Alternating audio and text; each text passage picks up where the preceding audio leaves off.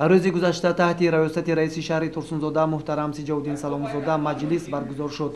در این همایش رهبران کارخانه و تشکیلات، اداره و مؤسسه ها، رئیسان خواجگی و جماعت ها و کارمندان بخش و ساختارهای مقامات محلی اشتراک داشتند. در هفته مجلس مسئله های تازگی و آبادانی اطراف شهر، نگاهبینی گل و بوته ها، تعمیر راههای داخلی شهری، سری وقت به انجام رسانیدن کشتی پخته، جلب جوانان به صف قواهای مسلح جمهوری تاجیکستان مورد گفتگو و بررسی قرار داده شد. رئیس شهر ترسونزاده محترم سیجاودین سلامزاده گفت که برای کارهای آبادانی شهر عزیزمان باید هر یکی ما و شما سهم ارزنده خویش را گذاشته به قدر صلح و ثبات کامل وحدت ملی رسیده و فرزندان خویش را در راهیه وطندوستی و میهن‌پرستی تربیت نماییم. در سمت کارهای آبادانی، سازندگی و بنیادکاری یک قطار رهبران کارخانه و تشکیلات وظیفه دار گردیدند. رهبرت شهر اظهار داشت که یکی از مسئله های مهم این تامین امنیت عضوقواره کشور به شمار می رود که از دهقانان اصلی ما وابستگی کلان دارد. باید کشتی بهاری سری وقت به انجام رسیده در میدانهای خالی به پرگی پالیزی های گوناگون کش کرده شود.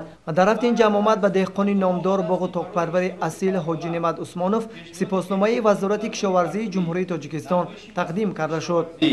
گل و بوته‌های آرایشی که تمامی اگر ولایت سوخت جواب داده نمیتونه، شهر دوشنبه، ولایت ختلان، گرد و اطراف ناحیه تابع مرکز از مصلحت‌های محترم حاجی نعمت استفاده میبرند. نیروهای خوش‌صفت در عید سرده خواجگی دهقانی وطن شهر ترسونزاده با سپاسنامه وزارت کشاورزی جمهوری تاجیکستان قدر گردانیده شد. از نام وزیر کشاورزی عزتالله ستاری در پیشبرد ساحه کشاورزی از نقطه نظر علمی کنانی من همین ساحه به شما موفقیت و سلامتی خواهانم.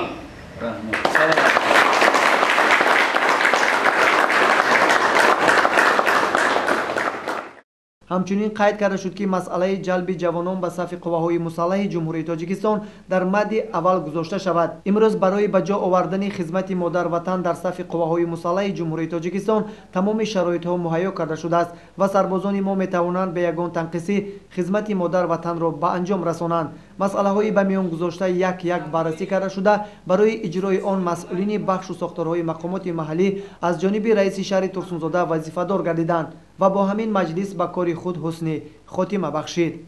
صابر جان سعیدوف، سیفالدین ابراهیموف برای برنامه اطلاعاتی خبر.